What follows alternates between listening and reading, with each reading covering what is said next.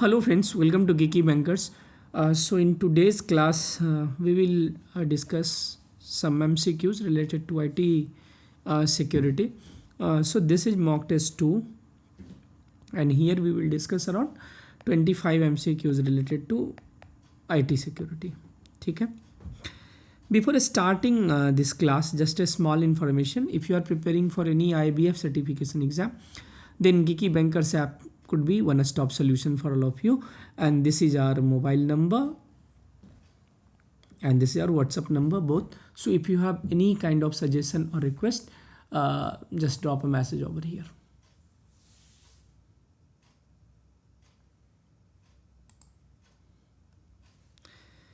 So let's start. पहला question हमारा क्या है? A user claims they never initiated a large wire transfer from their online banking account. The bank is able to provide cryptographic proof that the transaction was authorized by a digital signature unique to the user's token. This is an example of which security services.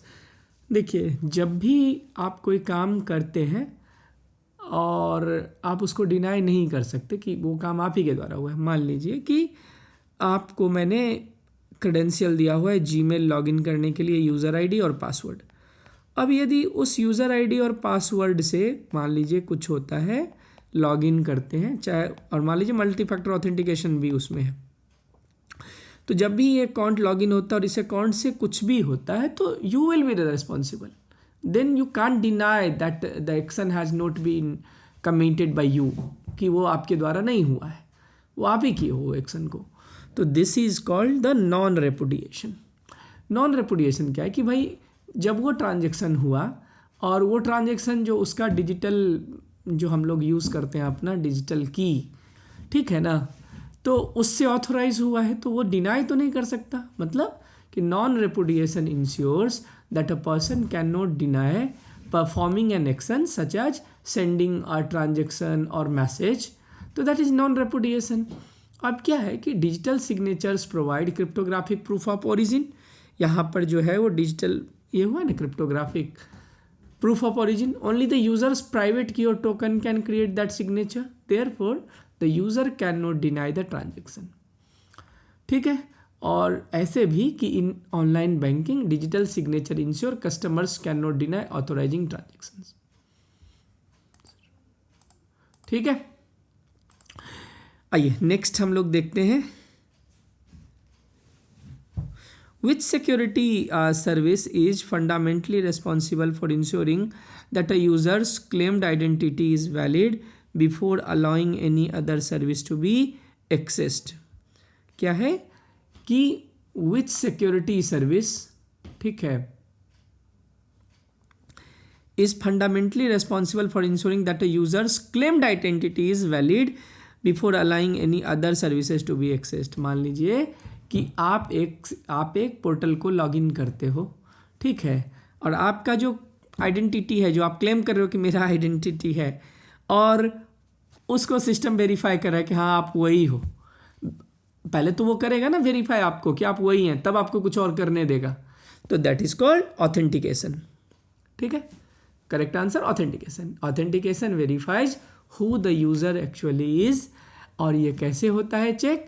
तो password, OTP, biometric, smart card, इस सब से हम लोग check करते हैं. Process order in security system क्या है? आइडेंटिफिकेशन मतलब यूज़र क्लेम्स आइडेंटिटी, ऑथेंटिकेशन मतलब सिस्टम वेरीफाइज आइडेंटिटी, और ऑथोराइजेशन भी है ना. ऑथोराइजेशन मतलब क्या होगा? तो सिस्टम ग्रांट्स परमिशन, जिस जिस चीज़ के लिए आप ऑथोराइज हो, जिस जिस सर्विसेज को यूज़ करने के लिए, तो you will use that services. ठीक है. चलिए नेक्स्ट देखते हैं. After a user successfully logs in to a system, the system determines which files the user can read and which application they can execute. This is the function of which security service. मतलब आप जो दे रहे हो, किसी को कोई permission दे रहे हैं ना कि भाई क्या क्या आप कर सकते हो, तो दैट इज कॉल्ड ऑथोराइजेशन. अभी हम पहले ही बात कर रहे थे कि ऑथोराइजेशन क्या होता है, कि authorization decides what a user is allowed to do. Example permissions like कि read files, modify data, execute programs, ठीक है, बैंक में जैसे मान लीजिए the teller can view account, manager can approve transaction, ठीक है। तो ऑथेंटिकेशन मतलब हु यू आर, ऑथराइजेशन मतलब what you can access. So these are the two differences between this two. A virtual private network is a technology that provides which two primary security services। जो VPN है वो आपको क्या दो primary security service देता है। देखिए जब हम VPN का यूज़ करते हैं ना तो आपको वो क्या करता है, आपका जो ट्रैफिक है ठीक है उसको इनक्रिप्ट करता है, तो उससे क्या मिलेगा, confidentiality.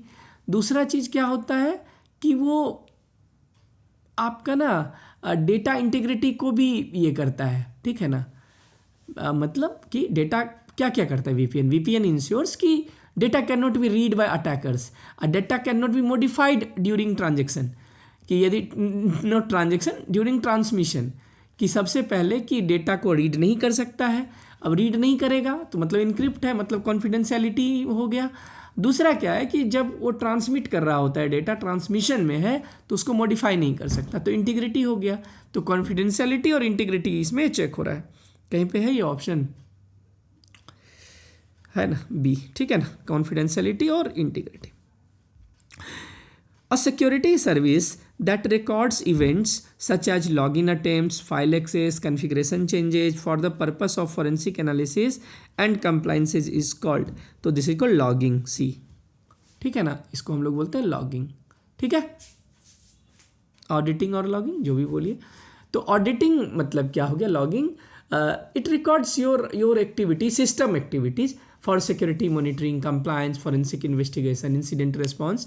N example of logs like login attempt, file access क्या क्या किया आपने, कन्फिग्रेशन चेंज क्या क्या हुआ, सिस्टम एरर्स कुछ आया नहीं आया, ठीक है। और ये हम लोग यूज़ करते हैं किसमें, आप यूज़ करिए सिम, SIEM, सिम, उसमें लॉग्स को ही जनरली देखा जाता है कि कुछ एबनॉर्मल आता है उसको पार्स करके वो देखते हैं, ठीक है। तो कुछ एबनॉर्मल दिखता है तो फिर वो उस पर गौर करते हैं, that is use in SIM, ठीक है। Next, in the context of security services data masking और tokenization is use to provide. आप इससे क्या होगा, तो भाई कॉन्फिडेंशियल रहेगा। अब मान के चलो कि आपने क्या किया, मान के चलिए कि आजकल जैसे आधार को भी टोकनाइज करके रखा जाता है कि भाई सबको पता नहीं चले, कॉन्फिडेंशियल रहे।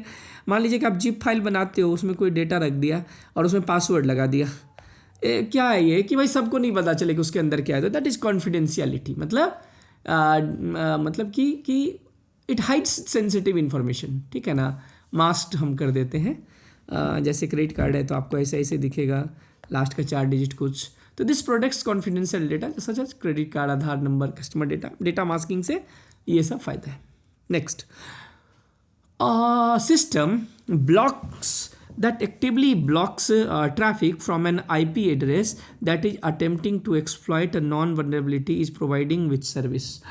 तो यदि आप ट्रैफिक को रोक रहे हो, प्रिवेंट कर रहे हो, तो दैट इज इंट्रूजन प्रिवेंशन, ठीक है। इंट्रूजन प्रिवेंशन दो होता है, जैसे फायरवॉल में ये सर्विस है। इंट्रूजन प्रिवेंशन क्या करेगा, सिर्फ वो ब्लॉक और क्या करता है कि देखिए IDS और ITS, तो IDS क्या करता है, हमारा इंट्रूजन डिटेक्शन क्या करता है, सिर्फ डिटेक्ट करता है। इंट्रूजन प्रिवेंशन क्या करता है, तो वो डिटेक्ट और ब्लॉक दोनों करता है, याद रखना है, IDS IPS, ठीक है। तो ये इंट्रूजन प्रिवेंशन था।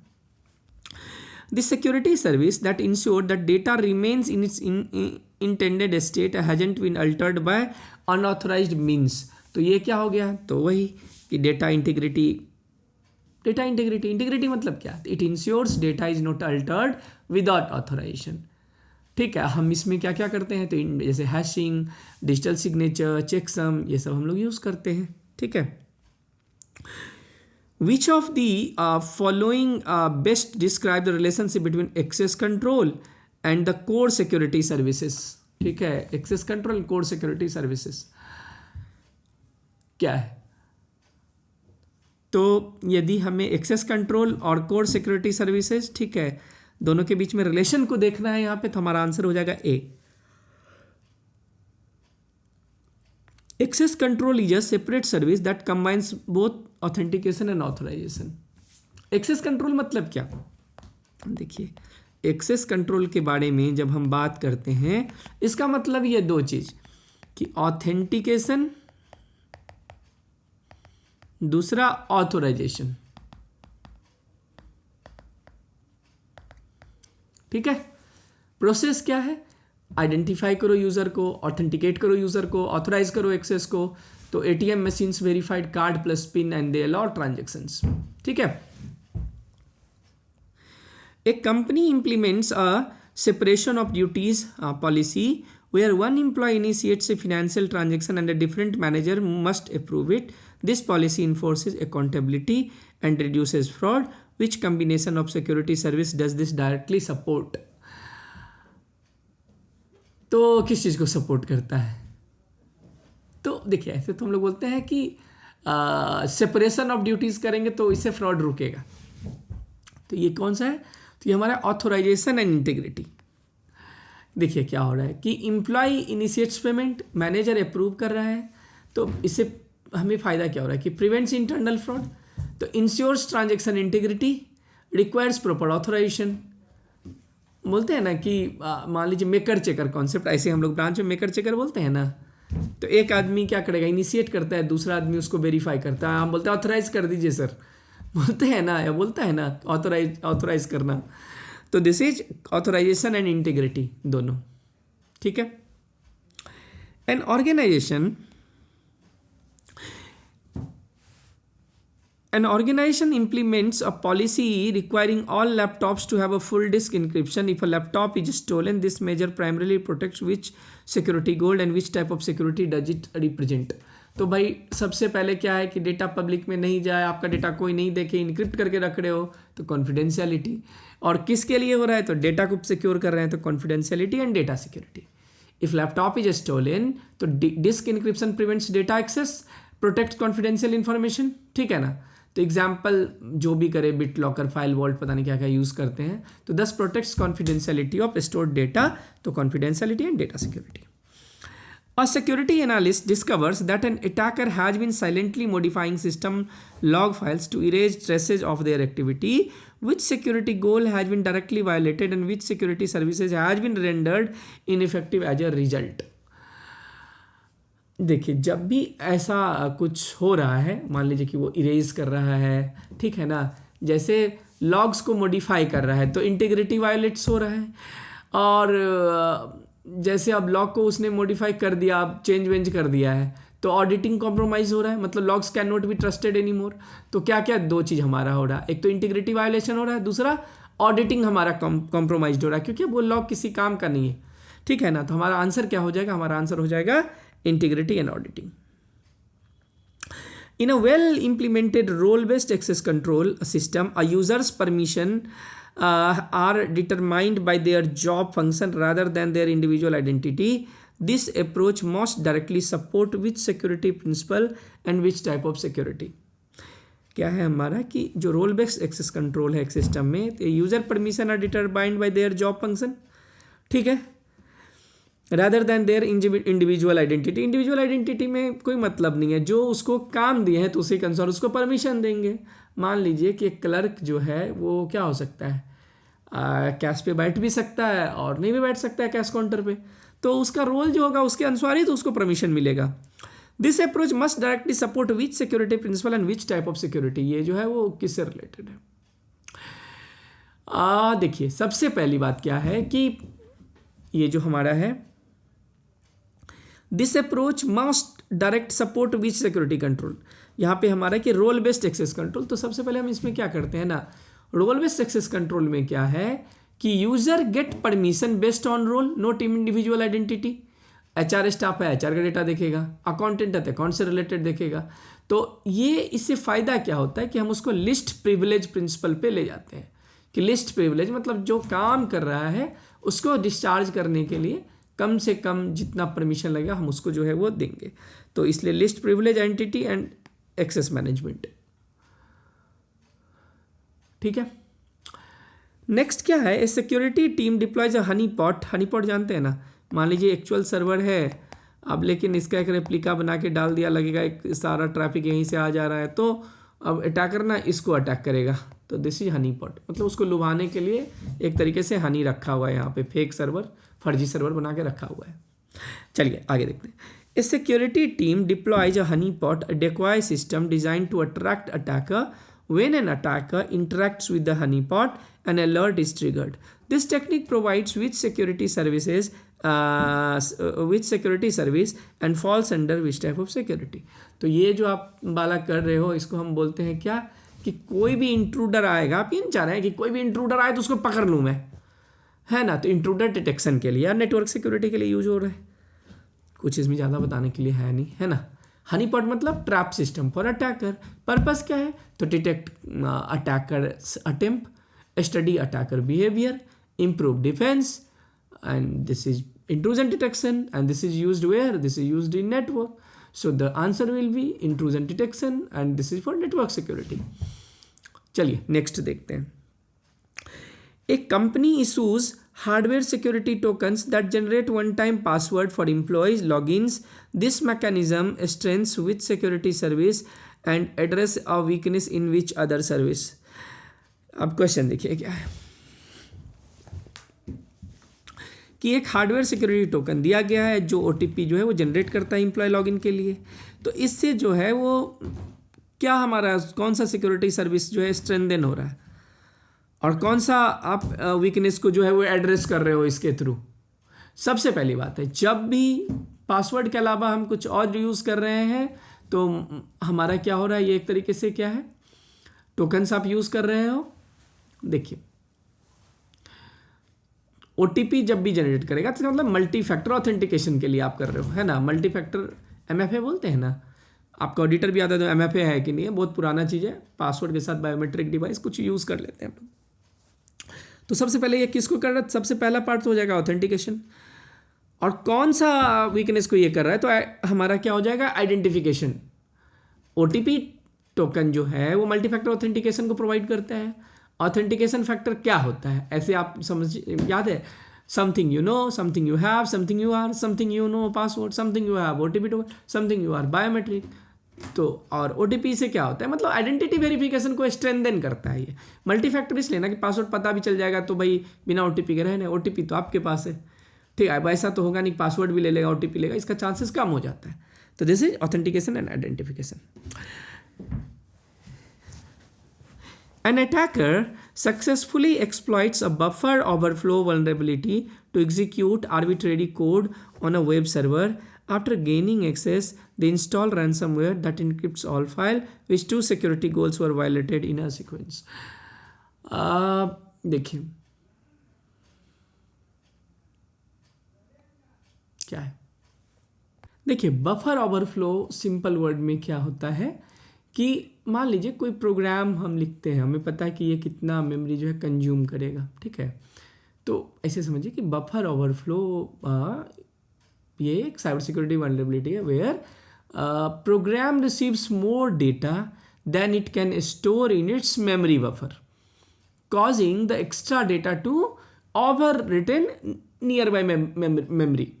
वो ओवरराइट कर देगा फिर से, जितना मेमोरी है फिर से वो ओवरराइट कर देगा, स्टार्टिंग से फिर से उसको जो है उस बिट को वो ओवरराइट कर देगा, ठीक है। कि हम मान लीजिए ऐसे एकदम सिंपल वर्ड में बोले तो program expect limited amount of data but someone sends more data than the buffer can hold, तो extra data spills over into the memory areas which can crash the program or allow hackers to run malicious code.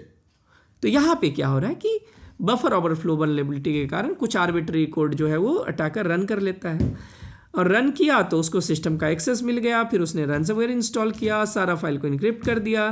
तो यहाँ पर क्या क्या गोल जो है violet हो गया। तो जो सबसे पहला गोल जो यहाँ पे हमारा वायलेट हो रहा है, क्या क्या वायलेट हो रहा है, तो बफर ओवरफ्लो से क्या हो रहा है कि अटैकर मॉडिफाई सिस्टम बिहेवियर, तो इंटीग्रिटी वायलेशन हो गया। और रैंसमवेयर इनक्रिप्ट कर रहा है सबको फाइल को, तो आपको अब फाइल अवेलेबल नहीं होगा, तो इंटीग्रिटी और अवेलेबिलिटी वायलेशन हो रहा है। तो आंसर हमारा क्या हो जाएगा, बी। समझ में आया। पहला क्या हो रहा है कि बफर ओवरफ्लो कारण अटैकर जो है सिस्टम मॉडिफाई कर रहा है ना सिस्टम बिहेवियर को, तो इंटीग्रिटी वायलेशन हो गया। रैंसमवेयर फाइल सारा इनक्रिप्ट कर दिया तो भाई users can not access file, तो दैट इज अवेलेबिलिटी इशू। तो integrity and availability violation issue जो भी बोलिए। A security architect implements network segmentation by placing all servers containing payment card data in a separate VLAN with strict firewall rules allowing only essential traffic. This is an example of which type of security control and which security service. ठीक है, कि एक security architect ने network segmentation जो है वो किया है अच्छे से, by placing all server containing payment card data in a separate VLAN with strict firewall rules. और जैसे क्या होगा कि सिर्फ एसेंशियल ट्रैफिक ही जो है वो आ जा सकेगा. तो ये हमारा किस टाइप का जो है वो कंट्रोल है. नेटवर्क सेग्रीगेशन हो रहा, तो सबसे पहले तो ये क्या हो जाएगा हमारा नेटवर्क सेग्रीगेशन. यदि हम सेगमेंटेशन कर रहे हैं तो restrict communication, prevent unauthorized access, तो that is preventive control. And prevent unauthorized access को भी तो रोकेगा, तो प्रिवेंटिव कंट्रोल और एक्सेस कंट्रोल, ए हो जाएगा आंसर. ठीक है, ठीक है. ये जनरली PCI-DSS जो payment card industry data security standard compliance है ना, वो 2007 में शायद पहली बार आया था, तो तब से ये जो है वो चल रहा है. ठीक है, चलिए नेक्स्ट हम लोग देखते हैं क्या है. Which of the following scenario represent a failure of possession और control element from the Parkerian hexad even if confidential remain technically intact. देखिए, इससे पहले वाले जो हमारा मॉक टेस्ट 1 था उसमें भी हमने बताया था कि परकेरियन हेक्साड मतलब 6 है टोटल. उसमें देखिए CIA ट्राइड तो है ही है, CIA tried, confidentiality, integrity, availability. उसके बाद 3 और चीज़ें, possession, authenticity, utility. Possession, authenticity और यूटिलिटी. ठीक है, अब क्वेश्चन हमारा क्या है कि पोजेशन और control element from the Parkinson hexad, which of the scenario represent a failure of the possession और control element from the Parkinson hexad, कि इसमें से कौन सा जो है बता रहा है कि पोजेशन और कंट्रोल फेलियर है. तो सबसे पहले क्या होगा कि इसमें कौन सा आंसर हो जाएगा,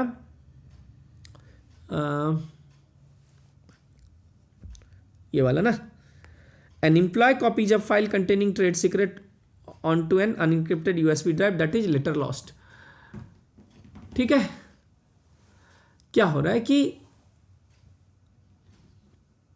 loss of possession occurs when control over data is lost even if कि इंक्रिप्शन प्रोटेक्ट्स कॉन्फिडेंशियलिटी, कि यदि एक बार डेटा कॉपी कर लिया तो आपका कंट्रोल तो चला गया ना.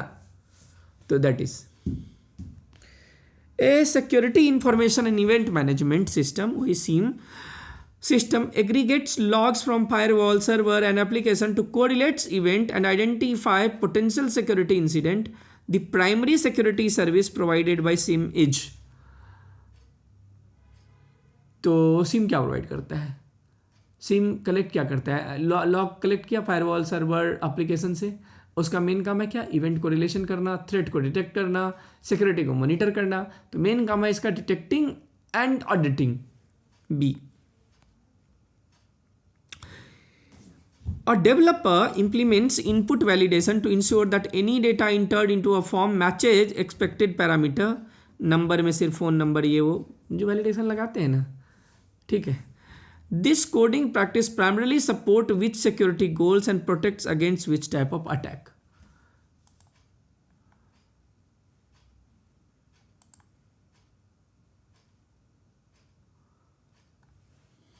देखिए, जब भी हम फ्रंट एंड में जो है इस टाइप का रिस्ट्रिक्शन लगाते हैं तो इसका 2 ही है. पहला क्या है कि integrity, input validation ensures only expected data format allowed. ठीक है, और उससे क्या क्या होता है, तो SQL injection, command injection, script injection, ये सब नहीं होगा. तो that is integrity and injection attacks, ये रोकेगा.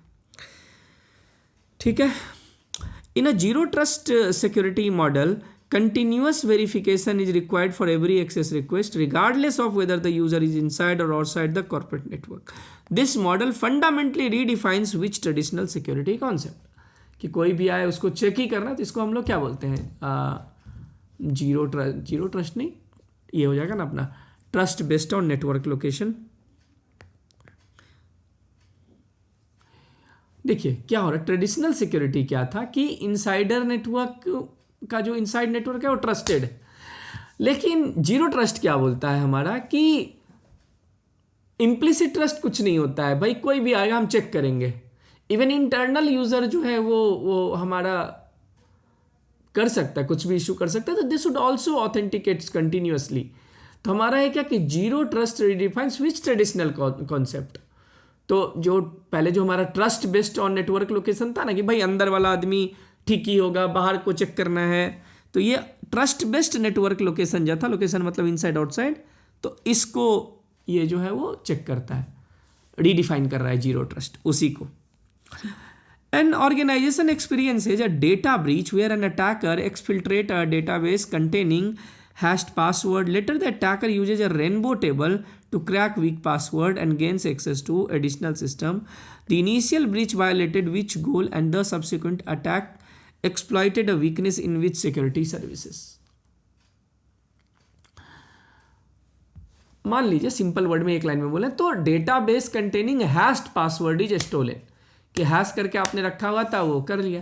देखिए जब भी डेटा डिलीट नहीं मतलब चोरी होगा ना, सबसे पहले कॉन्फिडेंशियलिटी का इशू आएगा, ठीक है, और उसके बाद जो है फिर ऑथेंटिकेशन में इशू आएगा। जब वो क्रेडेंशियल के साथ लॉगिन करने आएगा तो आप कैसे ऑथेंटिकेट करोगे। तो फर्स्ट ब्रीच यहाँ पे क्या आ रहा है, पासवर्ड डेटाबेस लीक्ड, तो कॉन्फिडेंशियलिटी वायलेशन। और लेटर क्या होगा, क्या cracked password used for login, तो ऑथेंटिकेशन वीकनेस हो गया हमारा। तो कॉन्फिडेंशियलिटी एंड ऑथेंटिकेशन, पहला चोरी करके ले गया हमारा डेटाबेस, तो कॉन्फिडेंशियलिटी वायलेशन हुआ कि password database leaked. Later attack में क्या हुआ कि cracked password used for login, then that is authentication weakness. तो both the confidentiality and the authentication is violated here.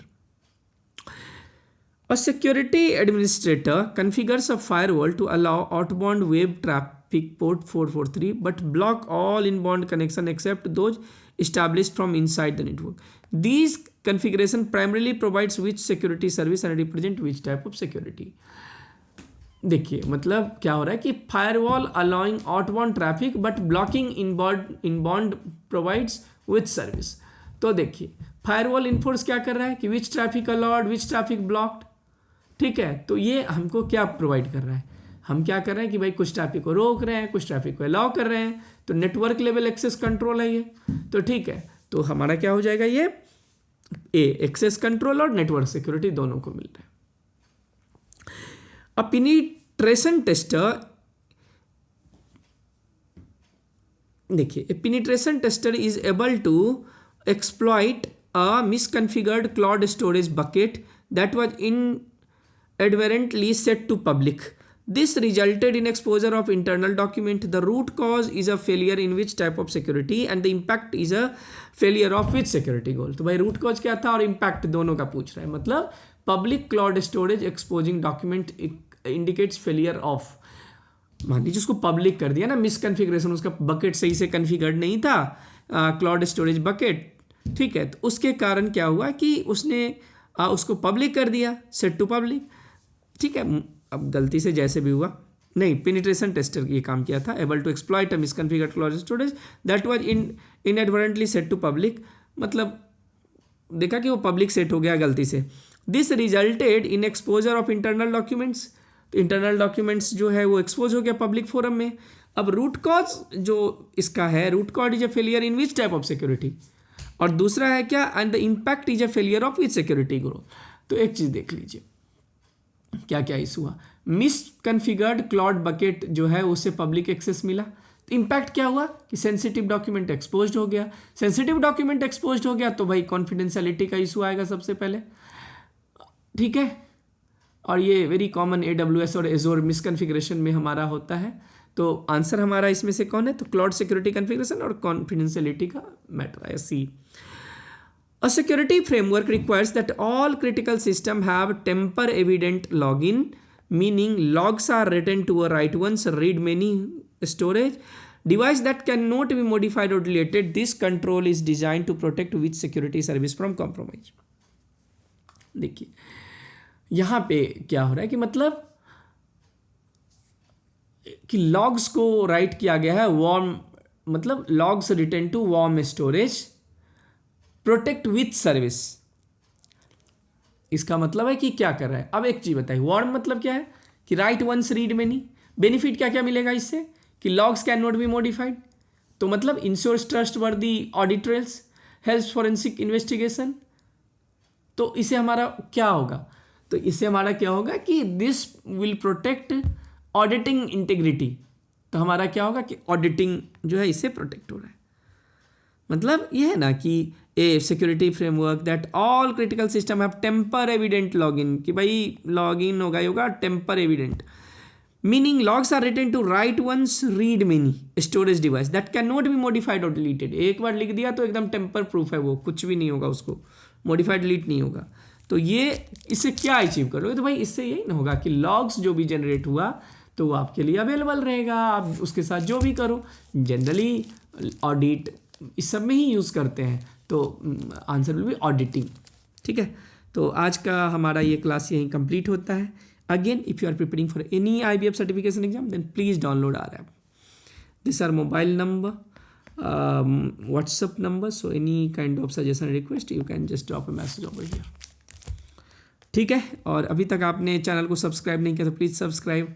Please tell me what we are missing, where we can improve, always a chance or a scope of improvement, so please tell us। our app is available both on Android or as well as on iOS platform, so you can access any one what you want, any app iOS Android जो भी आपके पास है। and this is our number again, so any suggestion request welcome, आप बताइए हमें। ठीक है, तो thank you, thanks for watching this lecture.